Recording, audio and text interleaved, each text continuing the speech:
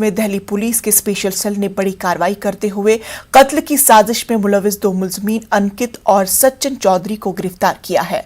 अंकित shooter बताया जा रहा है। पुलिस के मुताबिक सिद्धू पर फायरिंग करने वालों में अंकित भी शामिल था।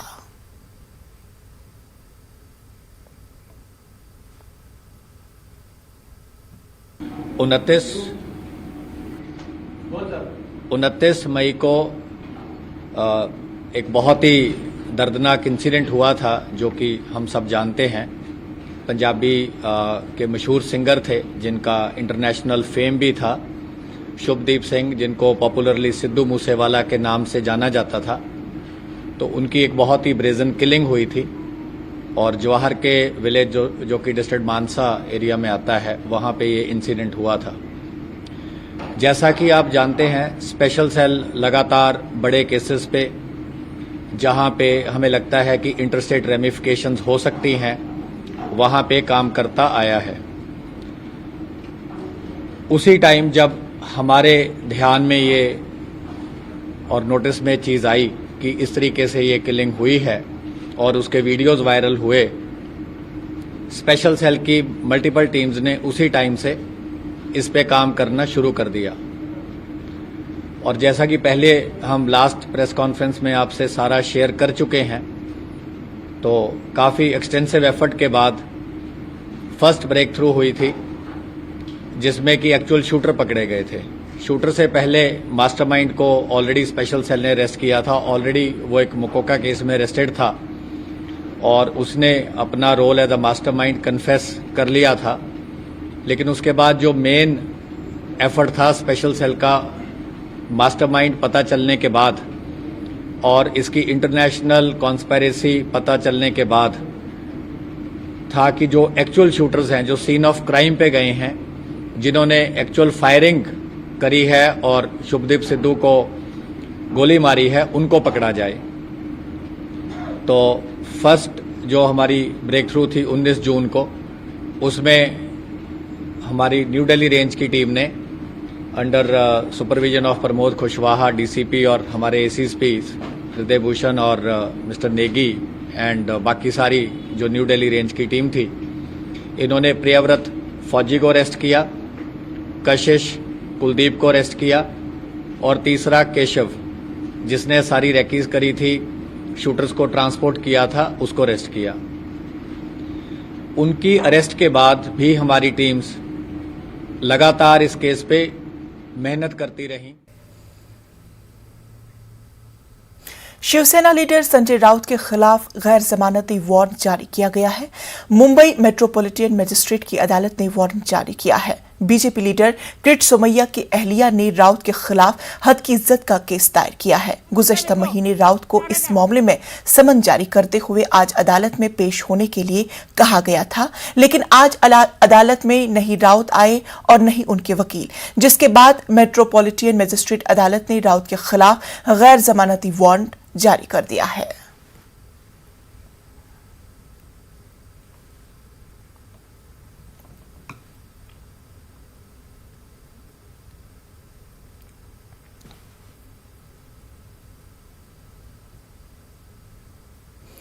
पूरे मामले पर हमारे साथ बात करने के लिए प्रशांत पांडे हमारे साथ जुड़ चुके हैं। प्रशांत पांडे, आपसे तफसीलात चाहेंगे कि संजय राउत के खिलाफ अब एक वारंट जारी किया है। देखिए, संजय राउत के खिलाफ बेलेबल वारंट जारी किया गया है। इसमें उन्हें जमानत मिल सकती है, लेकिन देखिए ये बहुत बड़ा झटका भी कहा जा सकता है, क्योंकि संजय राउत ने किरीट सोमैया की पत्नी और किरीट सोमैया के खिलाफ ये आरोप लगाया था कि 1000 करोड़ का शौचालय घोटाला जो है इन दोनों ने किया है और उस पैसों को इन लोगों ने अपने खुद के पर्सनल यूज़ के लिए और व्यापार के लिए इस्तेमाल किया है। इसी बयान को लेकर के जो उनके पास एविडेंसेस थे वो मांगा गया था, जो नहीं दिया गया, जिसके बाद संजय राउत की पत्नी ने मुंबई के शिवड़ी कोर्ट का रुख किया। वहां पर उन्होंने डिफेमेशन का केस किया था और आज अदालत में संजय राउत को हाजिर होना था। हालांकि संजय राउत अदालत में हाजिर नहीं हो, उनके तरफ से कोई वकील भी हाजिर नहीं हुआ था। यही वजह है कि किरीट सोमैया की पत्नी के जो वकील है उन्होंने अदालत को पूरा मामला बताया और ये कहा कि इन दोनों में से कोई भी अदालत में हाजिर नहीं है, इसलिए इनके खिलाफ वारंट जारी किया जाए। उस एप्लीकेशन को अदालत ने मान लिया और संजय राउत के खिलाफ बिलेबल वारंट जारी किया गया है और ये कहा गया है कि 18 जुलाई को अगली सुनवाई होगी, तो उस वक्त संजय राउत या फिर उनके वकील की तरफ से इस पूरे मामले पे जवाब देना होगा। देखिए, मामला कुछ महीनों पहले का था, लेकिन जिस तरह से संजय राउत के बयान को कोर्ट में रखा गया है किरीट सोमैया और उनकी पत्नी की तरफ से, तो उसी मामले को संज्ञान में लेते हुए कोर्ट ने जो है उनके खिलाफ वारंट जारी किया है संजय राउत के। और साफ तौर पर जो एविडेंसेस है, जो ऑडियो और जो वीडियो यानी जो बयान है, उसके सीडी और उसके क्लिपिंग्स भी जो है अदालत में दिए गए हैं और इन सारी मामलों को लेकर के अब जो है वारंट इशू किया गया है। अगली सुनवाई 18 तारीख को रख दिया गया है। तो ऐसे में देखना ये होगा कि 18 जुलाई को संजय राउत या फिर उनके वकील की तरफ से इस मामले में अदालत में क्या कुछ जवाब दिया जाता है। प्रशांत, आपसे ये भी जानना चाहेंगे, अदालत में पेश न होने के बाद राउत की जानिब से किसी तरह की कोई वजाहत पेश आई है?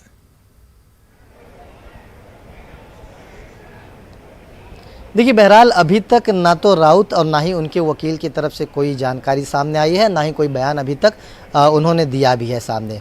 और कानूनी जानकारों की माने तो ये बेलेबल वारंट है, वो भी किरीट सोमैया की पत्नी के एप्लीकेशन देने के बाद ये जारी किया गया है। यानी बहुत ज़्यादा परेशानी इस मामले में अभी संजय राउत को नहीं होगा और ना ही उन्हें बहुत ज़्यादा परेशानियों का सामना करना पड़ेगा।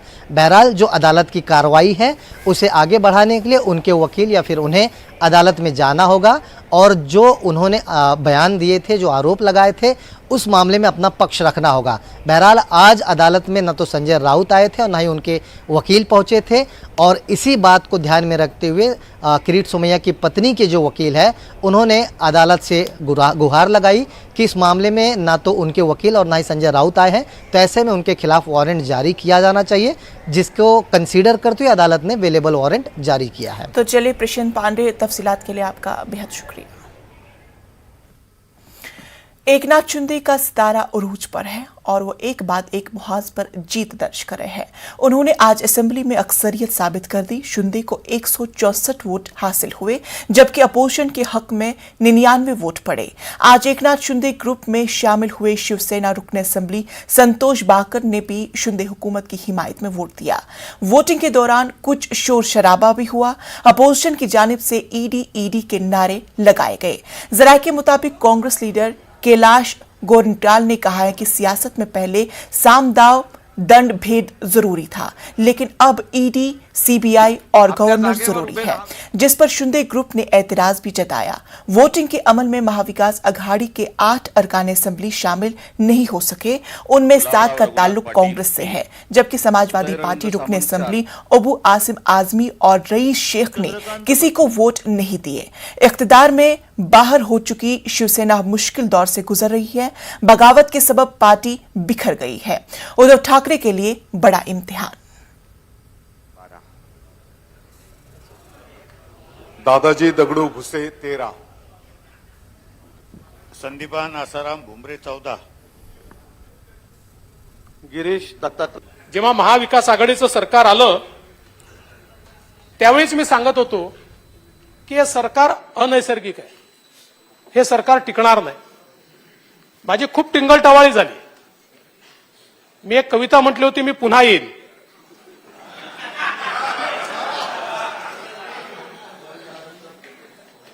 त्याच्यावर माझी खूप टिंगलटवाळी अनेकांनी केली, पण मी आलो आणि यांनाही घेऊन आलो, एकटा नाही आलो, यांना सोबत घेऊन आलो। आणि अध्यक्ष महोदय, ज्यांनी टिंगलटवाळी केली, ज्यांनी अपमान केला, त्यांचा मी बदला घेणार आहे। आणि माझा बदला एवढाच आहे की मी त्यांना माफ केलं। राजकारणामध्ये अशा गोष्टी मनावर घ्यायच्या नसतात। हर एक का मौका आता है। आणि म्हणून एकच गोष्ट या ठिकाणी सांगू इच्छितो, दुनिया के सारे शौक पाले नहीं जाते, दुनिया के सारे शौक पाले नहीं जाते, कांच के खिलौने हवा में उछाले नहीं जाते, कोशिशें करने से जीत होती है आसान, क्योंकि हर काम तकदीर के भरोसे टाले नहीं जाते।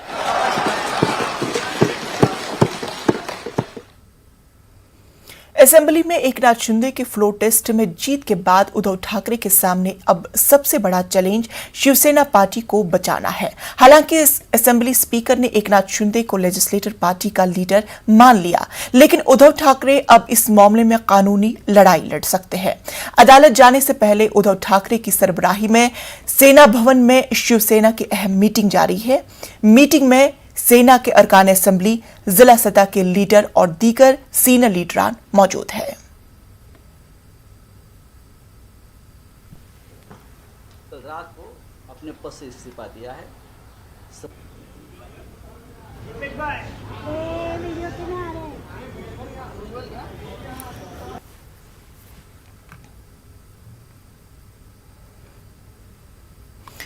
सामना में शिवसेना का दर्द छलका है। सामना के इदारे में लिखा गया, मुश्किल वक्त है लेकिन गुजर ही जाएगा। बीजेपी पर शिंदे ग्रुप के एमएलएज की मदद से कामयाबी हासिल करने का तंज कसा गया है। इदारे में नवमुंतखब स्पीकर राहुल नार्वेकर पर भी तनकीद की गई है। इदारे में लिखा गया है कि नार्वेकर भी एक ऐसे शख्स है जो पहले खुद को शिवसैनिक कहते थे और अब नार्वेकर जानते हैं कब और कहां कदम रखना है। इदारे में बीजेपी को चैलेंज किया गया है कि बीजेपी शिवसेना या महाराष्ट्र की शिनाख्त को शिकस्त देने की सलाहियत और अहमियत नहीं रखती।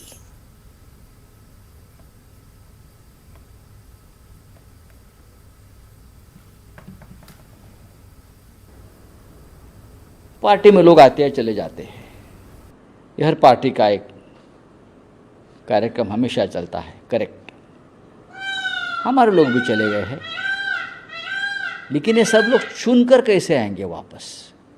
ये तो शिवसेना के नाम से हमारे लोगों के मेहनत से चुनकर आए थे,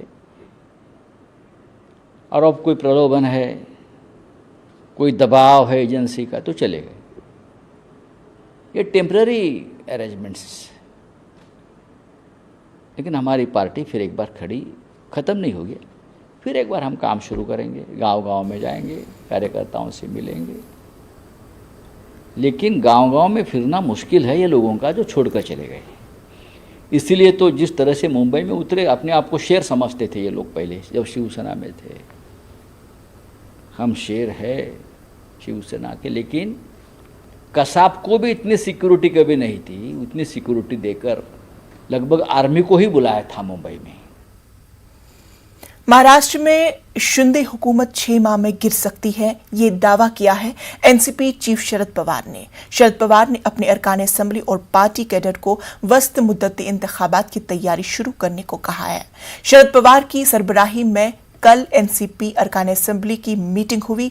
इस मौके पर शरद पवार ने अरकान असेंबली की रहनुमाई की। मीटिंग में शरद पवार ने कहा कि रियासत में शिंदे हुकूमत ज्यादा देर नहीं चलेगी, ये हुकूमत 5-6 माह तक चलेगी। इसके लिए वस्त मुद्दती इंतखाबात के लिए तैयार हो जाए। अपोजिशन में बैठने के बावजूद अपने अपने असेंबली हलकों को ज्यादा से ज्यादा वक्त दे। पवार ने दावा किया है कि शिंदे हुकूमत में नाराज लोगों की एक बड़ी फौज है। ये नाराजगी काबीना में तौसी के बाद सामने आएगी, इसलिए बागी अरकान असेंबली की वापसी का इम्कान है।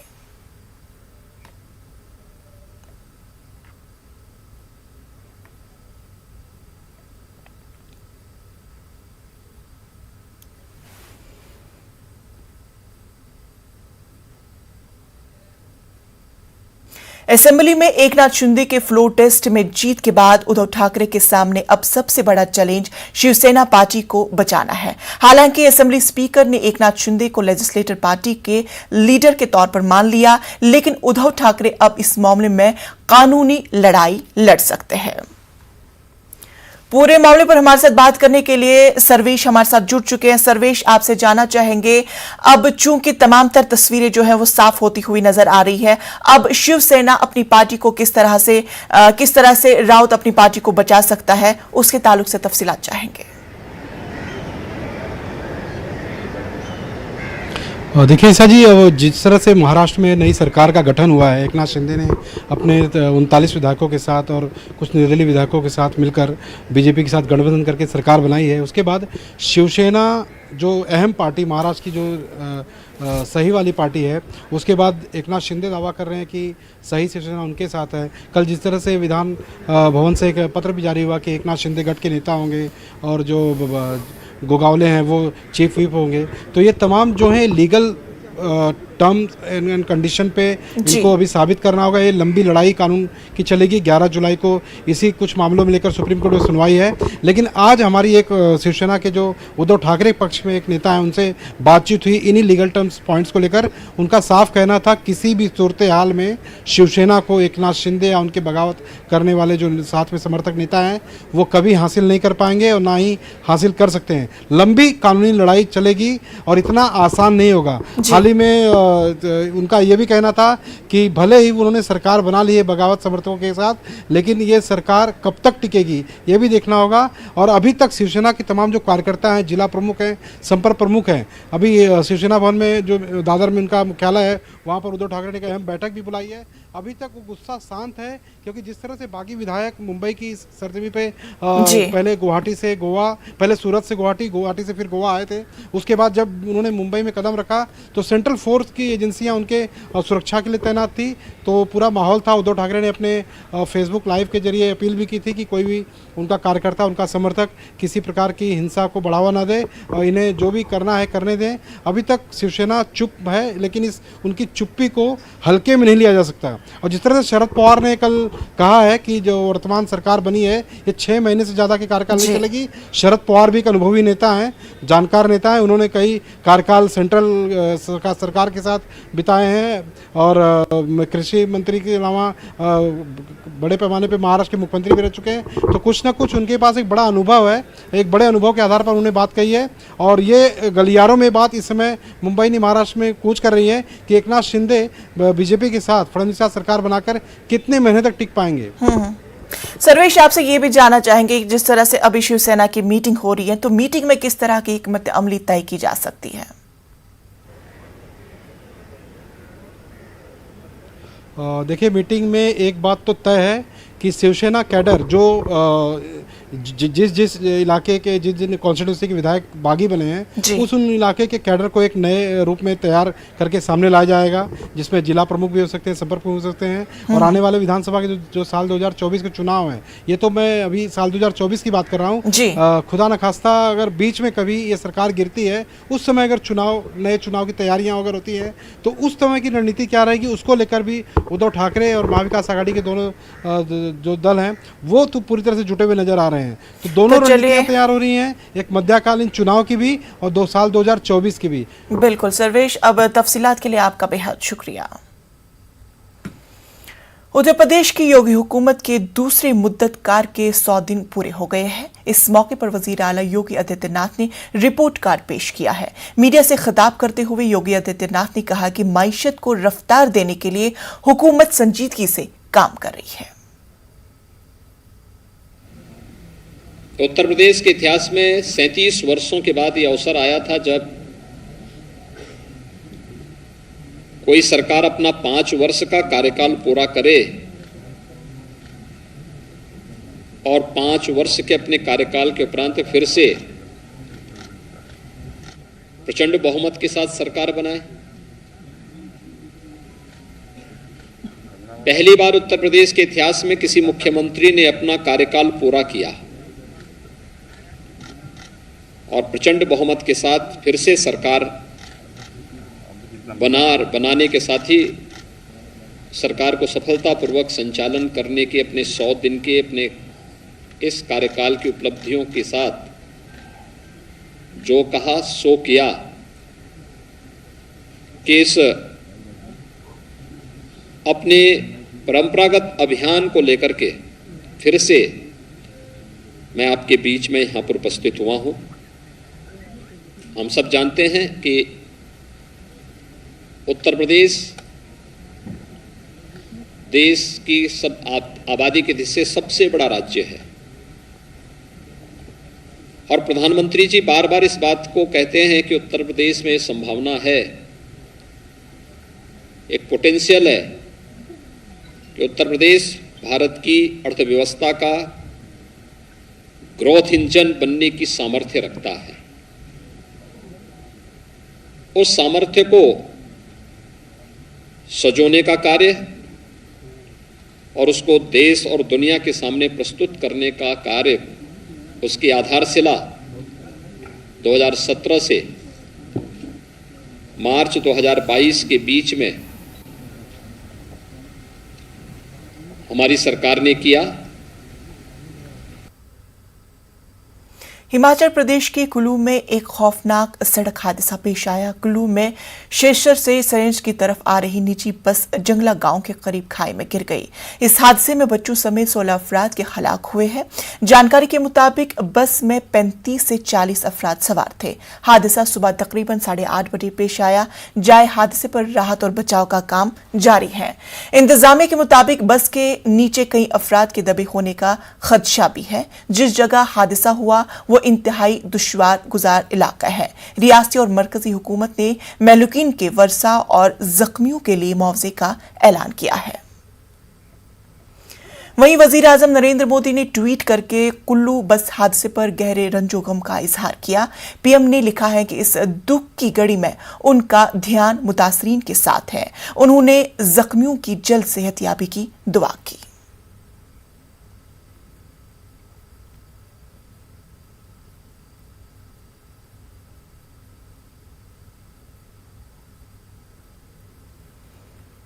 महाराष्ट्र के अमरावती जिले में 22 जून को केमिस्ट अमीश का गला काटकर कत्ल करने के मामले में एनआईए ने 7 मुलजिमीन को गिरफ्तार किया है। कल 7वें मुलजिम को खुसूसी अदालत में पेश किया गया, जहां मुलजिम को 7 जुलाई तक पुलिस तहवील में दिया गया है। जिन मुलजिमीन को गिरफ्तार किया गया उनके नाम मुदस्सिर अहमद, शाहरुख पठान, अब्दुल कतूक, शोएब खान, आतिब रशीद, यूसुफ खालिद और इरफान खान शामिल हैं। पुलिस ने मुलजिमीन के खिलाफ यूएपीए और आईपीसी की मुख्तलिफ दिफात के तहत मुकदमा दर्ज किया है।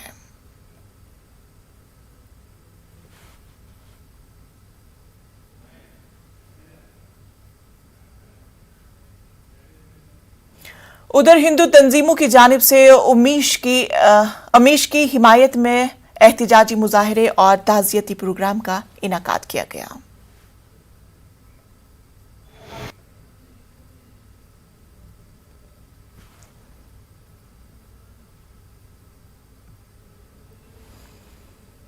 उदयपुर में आम जिंदगी मामूल पर लौट रही है। गुज़श्ता कुछ दिनों से कर्फ्यू में नरमी होती जा रही है। आज कर्फ्यू में 12 घंटों की ढील दी गई है। सुबह 8 से रात 8 बजे तक कर्फ्यू में ढील दी गई। आज 12 बजे के बाद से इंटरनेट खिदमात भी बहाल कर दी गई है। ख्याल रहे कि उदयपुर में 28 जून को कर्फ्यू नाफिज किया गया था। आज बीजेपी लीडर वसुंधरा राजे उदयपुर का दौरा करेगी और मुतासरीन खानदान से मुलाकात करेगी।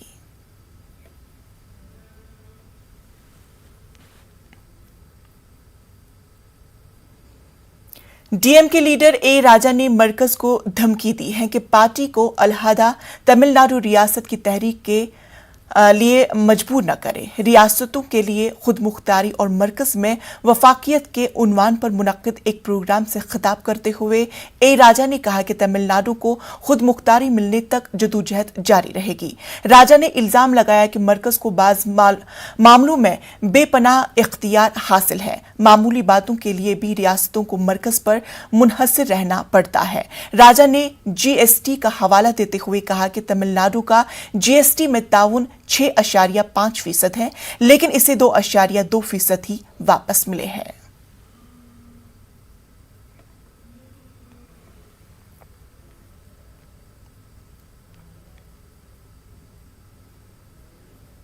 डेनमार्क के शॉपिंग मॉल में हुई फायरिंग में कम से कम 3 अफराद हलाक हो चुके हैं, जबकि मुतादिद जख्मी हो चुके हैं। जख्मियों में 3 की हालत नाजुक बताई जाती है। पुलिस ने इस मामले में एक मुश्तबा शख्स को गिरफ्तार कर लिया है। इसकी शिनाख्त डेन की हैसियत से हुई है।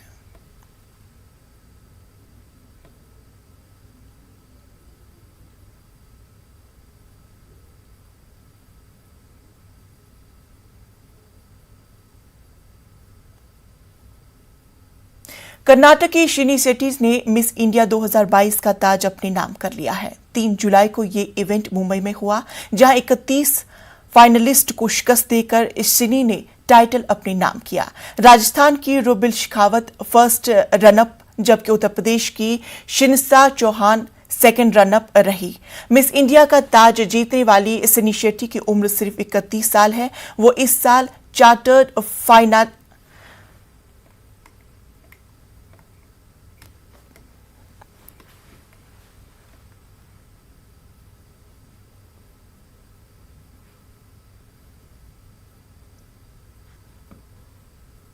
तो नाज़रीन, खबरों में फिलहाल इतना ही। मुझे दीजिए इजाजत। आदाब। इस न्यूज हेडलाइंस के प्रायोजक पेट सफा आयुर्वेदिक